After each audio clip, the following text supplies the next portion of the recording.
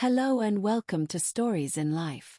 Here we share real and emotional stories that touch the heart, make you think, and sometimes even change the way you see the world. If you love deep, meaningful life experiences, subscribe now and join our community.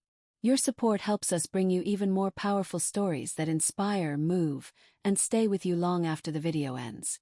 So, sit back, relax, and let's dive into today's story together. Danny literally tumbled into Martha's apartment. She barely had time to open the door when he, swaying, stepped forward and nearly fell. He would have fallen if she hadn't put her shoulder under him and dragged him to the couch like a medic carrying a wounded soldier from the battlefield. Actually, he was wounded. Martha knew this perfectly well, and therefore wasn't too surprised by the untimely visit or the condition her guest was in. Daniel was drunk as a skunk, as Martha's mother would have said. Collapsing onto Martha's couch, which she had already unfolded, planning to sleep, the uninvited guest immediately began to snore, and the hostess had to sleep in her daughter's room, who was staying with her grandmother in Portland during vacation. Martha barely slept. Sleep had been a problem lately anyway, and now there were Danny's snoring concerts, as he would occasionally snort like a warhorse, start mumbling and tossing about. She got up early, washed quietly, trying not to make noise, made coffee, prepared breakfast for both herself and Danny. However, he didn't eat breakfast. He splashed around in the bathroom for a long time, looking guilty. Then he came out red, guilty, lost, disheveled, looking more like a hedgehog than usual. His hair was coarse, always sticking up like spines.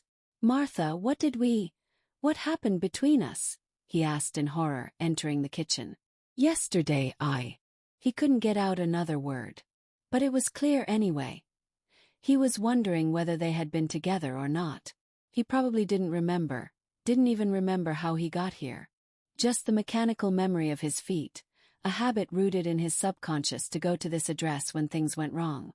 And in the morning he woke up and found himself on Martha's unfolded couch.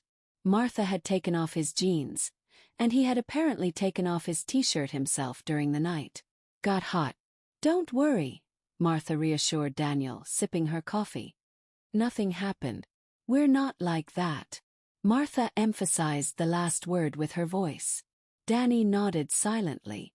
"Yes, that was certainly true. I'm going, Martha. Forgive me," he said, putting on his shoes. "Something came over me yesterday." His voice dropped to a whisper. Martha wasn't angry.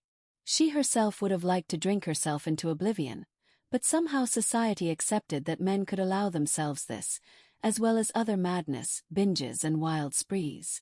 But women couldn't. "You're a lady," mothers instill from childhood. And it's like a brand. Endure, behave properly, be responsible, don't do things you'll be ashamed of later, or people will look at you sideways. Danny left. Martha sat on the stool, wanted to cry, even wrinkled her nose but changed her mind. She couldn't. The tears had already run out. So many had been cried that the source had dried up.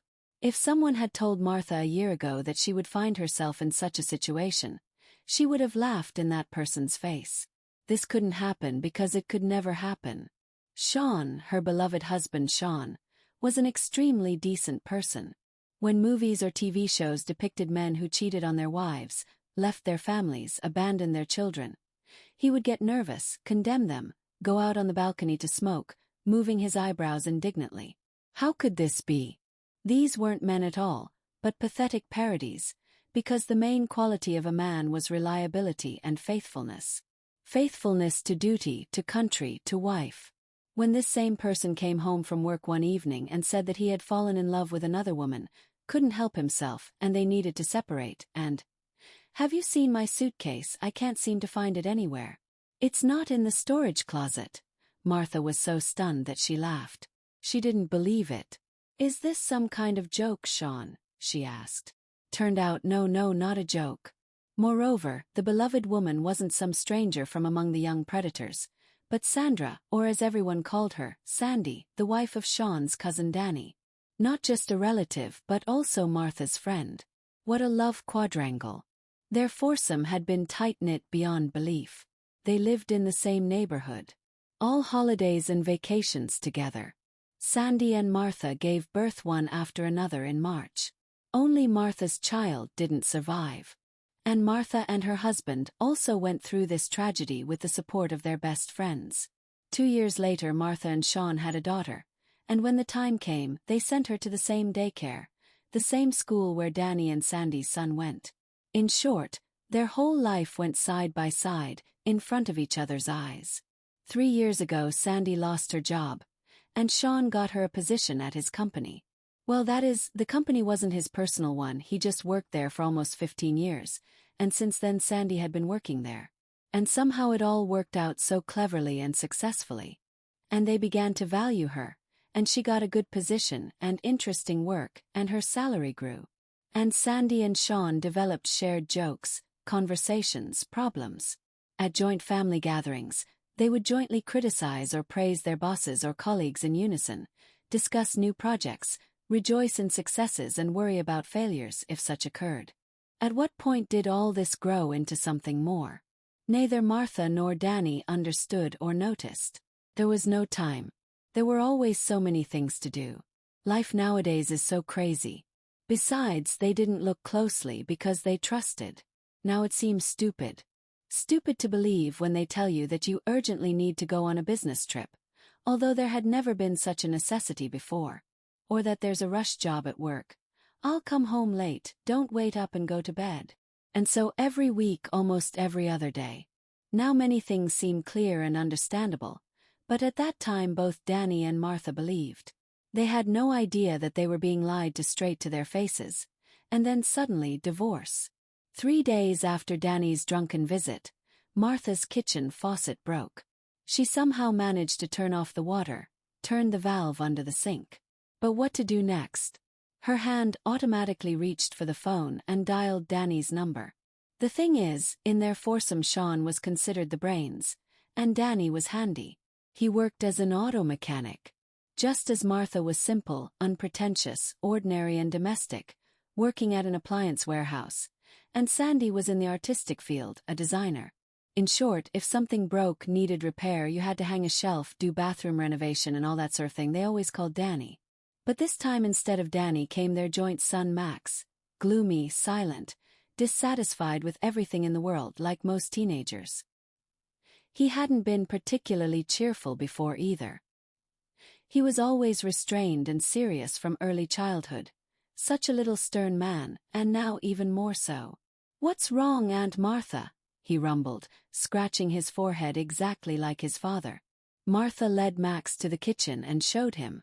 She didn't ask why Danny hadn't come, understanding that he was ashamed of his recent behavior. He was ashamed for nothing. But how do you convince him? Max tinkered with the faucet. Martha sat on the stool. They were silent. The son took after his father, golden hands.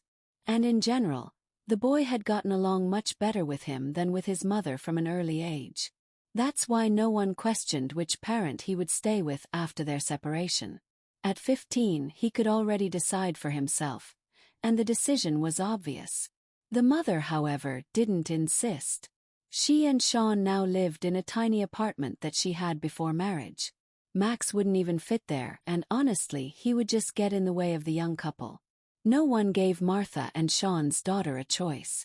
She was still too young for that, but she would have supported her mother in any case. After Sean left the family, Natasha never spoke to him again, couldn't forgive him. Although her mother convinced her that Sean hadn't stopped being her dad, even though he had stopped being Mommy's husband. Having finished the repair, Max gathered his tools and headed for the hallway. "Where are you going?" Martha panicked. "Wait, at least have some tea." The boy suddenly turned to her, and Martha recoiled. There was so much grief and anger in his face. "Are you blind or stupid? Okay, Dad, he's... But how didn't you immediately stop what was happening? How did you allow your... to them?" Max was choking, tears flashed in his eyes, but when Martha reached out to comfort him, he pushed her away, shoved his feet into worn sneakers and ran out. Martha helplessly dropped her hands. Even if he had stayed and she had to answer, she wouldn't have found an answer. But now the important thing was that Max didn't do something stupid. You could see how much he was suffering. Martha rushed to the phone. Danny, Max was at my place, fixed everything. Thank you, she chattered. He hasn't come home yet. Well, what's wrong? He was upset. And Martha fell silent, not knowing what else to say. Danny cleared his throat and spoke in the tone of a talk show host. It's hard for him, but he'll cope and we'll cope. He was talking, but Martha felt like her ears were plugged. She suddenly clearly understood that on the other end of the line was Danny, the same one who together with Sean had picked her up from the maternity ward, helped renovate the apartment, with whom they went to the sea, got food poisoning at a restaurant and ended up in the hospital together, with whom they always celebrated New Year. This was Danny, who played guitar brilliantly, loved Dylan and Springsteen like Martha herself, who had allergies in May, so his eyes constantly watered and his nose was red. And the neighbor gossips thought he was on drinking binges. The same Danny who made delicious coffee and even knew how to bake pies. She felt better because she remembered that she didn't need to pretend and choose words. Their common misfortune had temporarily made them strangers. It happens. Grief doesn't always bring people closer. But overall this was wrong. You shouldn't let them take everything away from you, even friendship, if they've already taken love. Enough, Danny, she suddenly said, interrupting him without listening to the end. What are we really doing? Everything's all wrong. We're tiptoeing around. We can't say a simple word. You're embarrassed that you got drunk. You didn't even come to fix the faucet yourself. Did you think I'd judge you? Well, you're an idiot. It's me. Have you forgotten? They crapped on our souls, and because of that we should shy away from each other. No way. He was silent, then answered. Max came. Don't worry. Natasha's in Portland, right? So you're alone. Max and I were going to a concert. This guy's coming, well, what's his name, popular, I forgot anyway. And we have 3 tickets. We bought them in April, thought he. Well, never mind. Will you come? And they went to see this popular guy. Martha, although hearing his songs for the first time, sang along with everyone, learning the words of the choruses, threw up her hands, screamed with delight. Some door flung open in her soul. Something black and evil spilled out. What couldn't be shed with tears, couldn't be cleansed with prayer. Especially since prayer was constantly permeated with burning resentment at God's injustice. Martha jumped, shouted, sang, felt wild and free and understood that some important stage had been passed. It wouldn't be simple and easy ahead either. But there would be no thoughts that life had passed in vain, that everything was for nothing. She had aged at 40. Nothing good was in sight, and ahead was darkness. Martha screamed with the whole stadium and knew that there would be happiness, there would be life. And afterward they went to a cafe. And Max was so delighted with the concert that he even smiled. And then he sneezed, and soda flowed from his nose. Max grimaced, shook his head, and it was funny. And although laughing at such things is silly and improper, the 3 of them laughed like crazy. Although Martha thought she had forgotten how. 2 weeks later Natasha returned from Portland. Martha's grandmother, her mother, Martha thought, was not yet aware of the problems. She had a weak heart, why upset her? However, it turned out that she knew everything, apparently figured it out. Martha gasped. They talked to her mother every day, but she hadn't said anything like that. And that's so you wouldn't be upset, her daughter explained. It's supposedly calmer for you to know that Grandma isn't worrying. What a vicious circle. We're all afraid to upset each other. Martha chuckled and hugged her daughter. Well, we are women, Natasha said profoundly. Martha kissed the tip of her nose. Grandma told me before leaving. Support your mother, don't act up too much there, and forgive your father. Whatever he is, he's still your father. Without him you wouldn't exist in this world. So listen to Grandma and don't act up. Now they chuckled in unison. Sean and Sandy left for New York for 3 months for now, and then we'll see. They quit the company. Many people there looked at them sideways, so they decided to seek their fortune in the big city. Natasha said goodbye to her father, even wished him luck. Martha thoughtfully looked at her ex-husband, well-dressed, with a new haircut, smelling of unfamiliar cologne, with a colorful scarf around his neck, hiding his eyes and pushing money into her hand with the words, "I know it's not much, but I'll get on my feet there and send more later." She looked and thought that she felt sorry for this person and for herself, of course, too. Not even for herself, but for her feelings toward him, which no longer existed. In the evening, Danny called. "Would you and Natasha like to go to the park tomorrow? The weather's nice and summer's ending. There'll be rain and no time for walks." "Natasha," Martha called, "we want to go to the park tomorrow." Her daughter grumbled something that could be taken as agreement. "There's a burger festival," Danny said. "You're not on a diet, I hope." Martha thought that maybe she should go on a diet. "I'll try everything they've cooked there," she answered. "And let me suffer for it." September 1st fell on a Wednesday. The ceremony was held in the gym because of rain.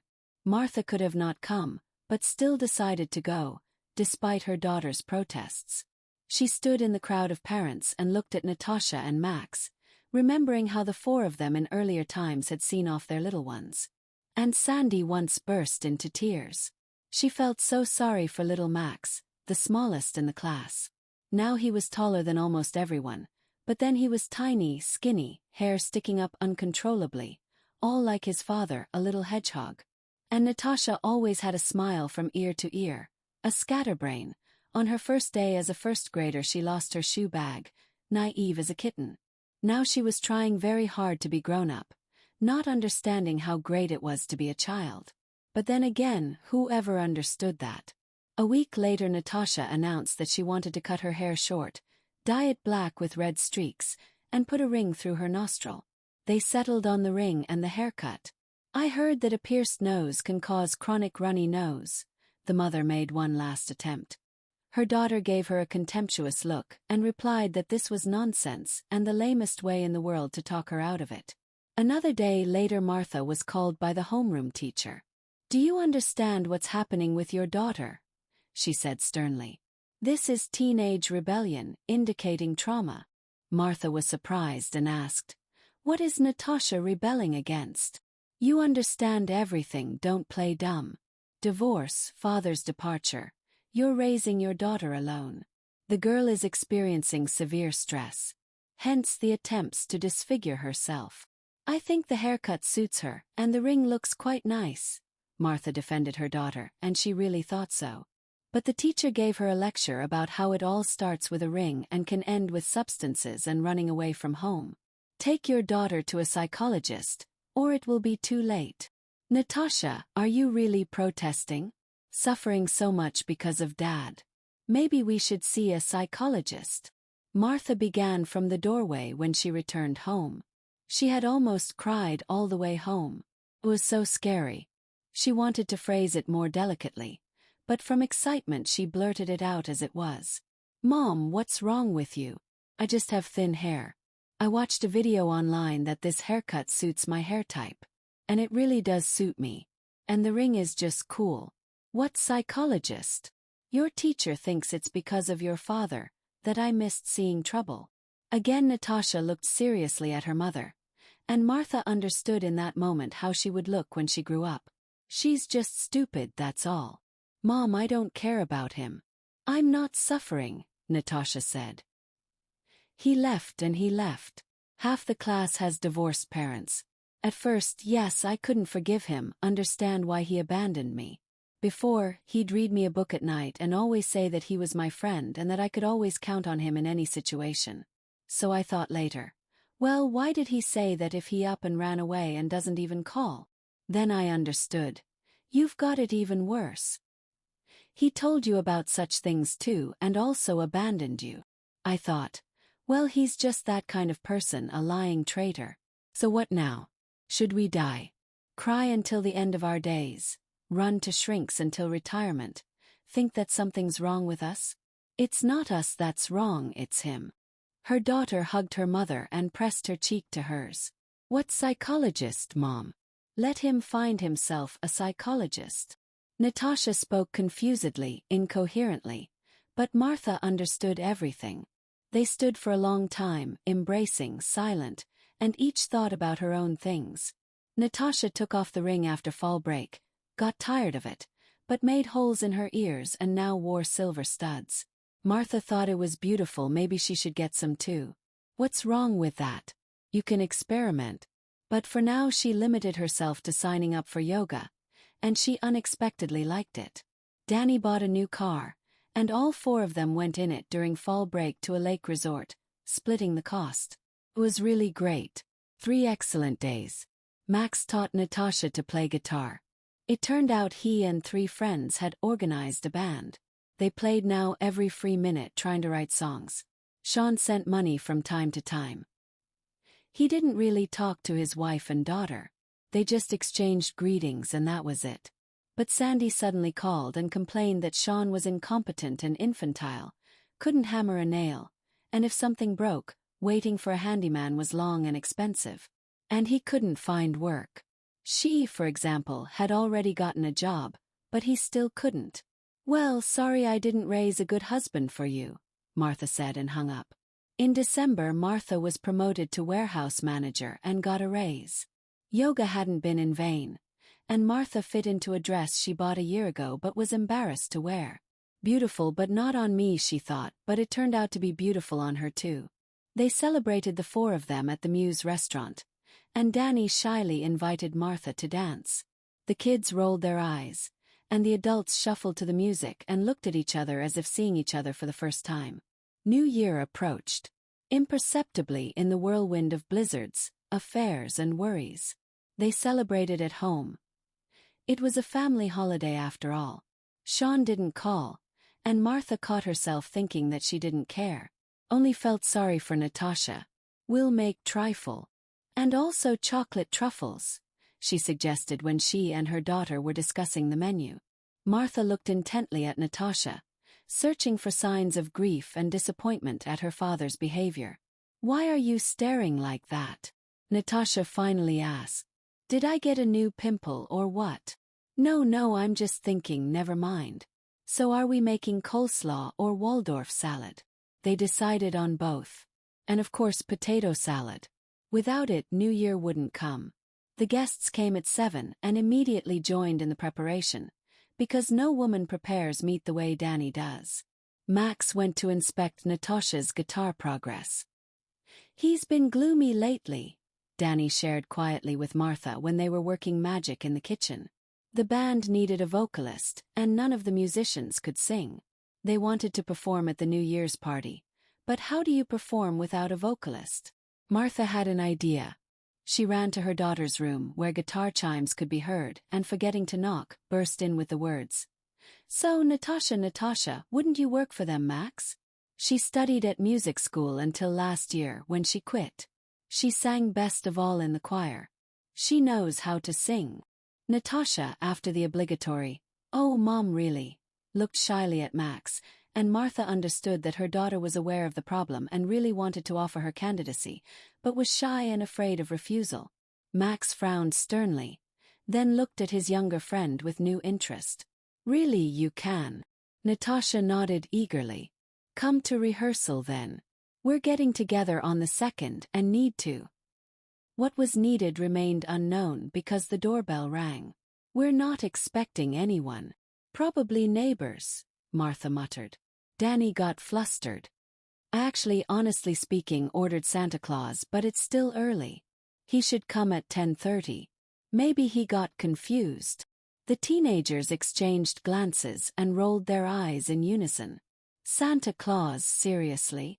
Martha went to open the door. It really was Santa Claus, but a very specific one, in a black coat, with a suitcase, with a glued-on beard and in a red hat. First of all, Martha recognized the suitcase. "Sean," she gasped. "What are you doing here?" "Happy holidays. I wanted to surprise you," Sean bleated. "And I live here too, actually," he said more firmly at the end. "You forgot. Lived," she corrected. "We're divorced, remember? You didn't claim any property. Besides, I mainly paid the mortgage. You said so yourself before leaving, so." "Yes, I know. He raised his palms. "I misspoke. Forget about that, please." Sean looked away. "I understood and reconsidered many things. You and Natasha are the most precious thing I have. Forgive me, Martha. Please, can we start over?" His mother dumped him, came from behind. Sean bulged his eyes, seeing Danny and Max. Max, where did you come from? Danny began. I just read her message, the boy said impassively. She congratulated us both on the holiday and sent a photo. She's celebrating there somewhere by the sea with another guy. I see, Martha said. She found work, settled in, and you still couldn't. And you didn't live up to expectations domestically either. So she kicked you out, right? And Danny here has already warmed up, it seems. Sean threw out angrily. When the husband's away. What are you talking about? Have you no shame? Martha said with disgust. Natasha came out into the hallway. Oh, sweetie, Sean said and smiled, but got no smile in return. At that moment the elevator doors opened and another Santa Claus appeared, much bigger and more like the real thing. Happy New Year, happy new happiness, he boomed. I'm here for Martha, Natasha and Max with congratulations and gifts. What bad timing. Just great, Danny muttered in annoyance, rushed to Santa Claus and started saying something in his ear. Sean shuffled, shifting the suitcase from one hand to another. His fate was being decided. Why bad timing? Martha suddenly asked. Very good timing indeed. New Year's in a couple of hours. Come in, grandfather. We're done here. The gentleman is already leaving. Where this gentleman came from, Martha didn't understand herself. She pushed her ex-husband aside with her shoulder, leading the New Year's guest into the apartment. Go on, Sean, go already, she said to her ex-husband. We've already talked about everything. Santa turned out to be generous. He brought Max an electric guitar, Natasha a silver bracelet and earrings, and Martha a big basket of sweets. Oh, I'll never lose weight with you guys, she sighed. All that yoga down the drain. Then she looked more carefully and discovered among the candies and chocolates a little box of blue velvet. This is silly of me, but I didn't know about them and Sandy. Maybe you'll make up after all. And we've never even talked about this. You probably only see me as a friend, and then there's Sean now. So let's just forget it and... I agree, Martha answered unexpectedly, both for Danny and for herself. Who agrees so quickly, as if she'd been sitting like a lovesick fool waiting. But on the other hand, enough lies already, of course she was waiting. And of course she was in love. In recent months, everything had changed so much both in life and in her heart. Happy new happiness, Danny, Martha said quietly. There really wouldn't have been happiness if not for misfortune helping. Thank you for listening to the story until the end. Subscribe to the channel and share this video with your friends and loved ones. It motivates us to keep working on new stories every day. Don't miss the next amazing story that's about to appear on your screen.